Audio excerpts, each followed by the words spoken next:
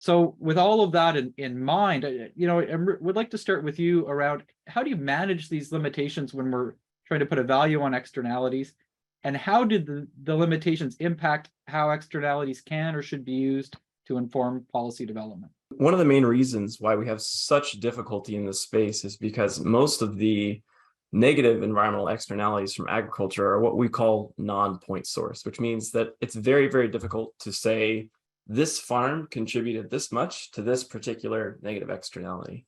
And when we can't do that, we're left with models and algorithms and trying to extend data from research trials or small scale measurements to say, okay, if we have this connection between a method and a measurement here, what does that look like in this area that we can't afford to measure? Greenhouse gas emissions are an excellent example of this. All of the data that we see about agricultural greenhouse gas emissions, that's modeled data. We take information on weather, soil quality, what types of farm characteristics are available, what types of information about farm methodology is available, and we say, okay, if all these things are happening, then this is what we expect emissions to be. And as you can imagine, it's very, very difficult, and it's hard to convince the public that that's a prudent way to think about coming up with incentives. If the best we can do is modeling instead of measuring at a finer resolution. How exactly does ALUS go about valuing these positive services that farmers are providing? And could you then talk about your experience getting governments, the private sector, philanthropic organizations to actually pay for those services? Determining value is a complex problem.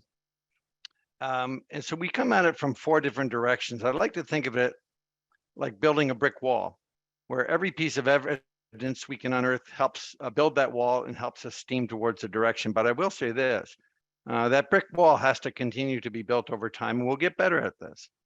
But let's begin here. The first element is this. Our program is delivered through partnership advisory committees across the country, which are made up of 50% farmers. They can approach the problem or give us advice from a cost basis.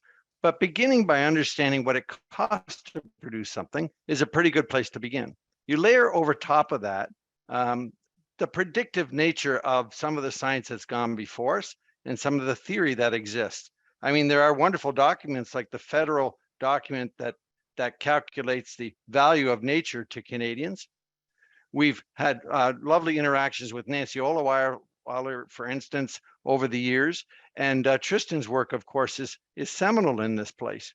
So you've got some predictive theory in this space coming from many different scientific and academic directions. Margaret, where do you see the greatest opportunity for revolution in ag policy in this space? Well, yes, that's a pretty big question, given we're a cautious society here. But I think that there's nothing like necessity, which drives invention.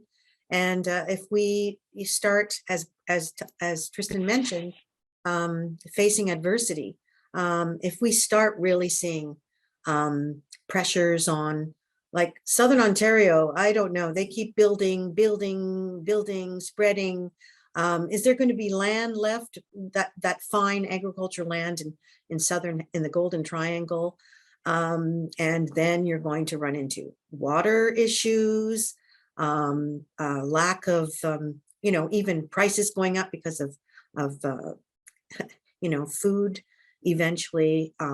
So it's these where the revolution will be. Well, there's already some things we know are going on in genetics, genomics, and new approaches to farming and things like that. And so, but I think it has to be driven by the adversity. Where do you think the opportunities are for more significant policy change? Well, I think there are lots of opportunities in terms of coherent policy. And by that, I mean making sure that we don't have incentives and disincentives. We still have marked fuel. We are now discussing whether or not we exempt grain dryers from the carbon tax, and we have already exempted fuel from the carbon tax. And we certainly have done a lot more research and understand the problem a lot better.